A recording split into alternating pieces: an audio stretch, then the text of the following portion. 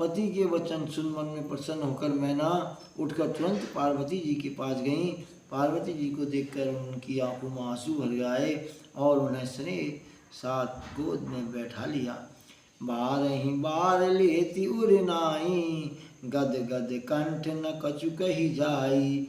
जगत मातु सर्वज्ञ भवानी, मातु सुकत बोली मृदुबानी। फिर बार बार उसे हृदय से लगाने लगे। प्रेम से मैना का गला भराया, कुछ कहा नहीं जाता। जगत जननी भवानी जी तो स्वस्थ से ठहरी। माता के मन की दशा को जानकर वे माता को सुख देने वाली कोमल वाणी में बोली, सुनहु मातु मैं दीक असी, सपन सुनावहु तोहि। सुंदर गौर सुबी प्रवर, हसे उपदेश मोहि। सियावर राम जय जय राम, मेरे प्रभु राम जय जय राम। माँ सुन, मैं तुझे सुनाती हूँ। मैंने ऐसा स्वप्न देखा है कि मुझे एक सुंदर गौर वर्ण श्रेष्ठ ब्राह्मण ने ऐसा उपदेश दिया है।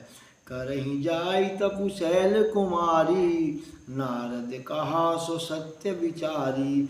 मातु पितहु पुनि अहमत भावा, तपु सुख प्रद दुख दोष नसावा। हे पार्वती, नारद जी ने जो कहा है उसे सत्य समझ कर तू जाकर तप कर। फिर यह बात तेरे माता पिता को भी अच्छी लगी है। तप सुख देने वाला और दुख दोष का नाश करने वाला है।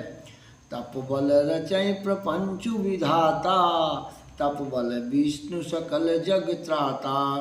तप बल शंभु करहि संहारा, तप बल शेष धरहि मही भारा। तप के बल से ही ब्रह्मा संसार को रचते हैं और तप के बल से ही विष्णु जी सारे जगत का पालन करते हैं और तप के बल से ही शंभु जी रुद्र रूप से जगत का संहार करते हैं और तप के बल से ही शेष जी पृथ्वी का भार धारण करते हैं। तप आधार सब सृष्टि भवानी, करहि जाय तपु अस जिय जानी। सुनत वचन विस्मति महतारी, सपन सुनायऊँ गिरहि हकारी। हे भवानी, सारी सृष्टि तप के आधार पर है, ऐसा जी में जानकर तू जाकर तप कर। यह बात सुनकर माता को बड़ा अचरज हुआ और उसने हिमवान को बुलाकर वह सपने सुनाया।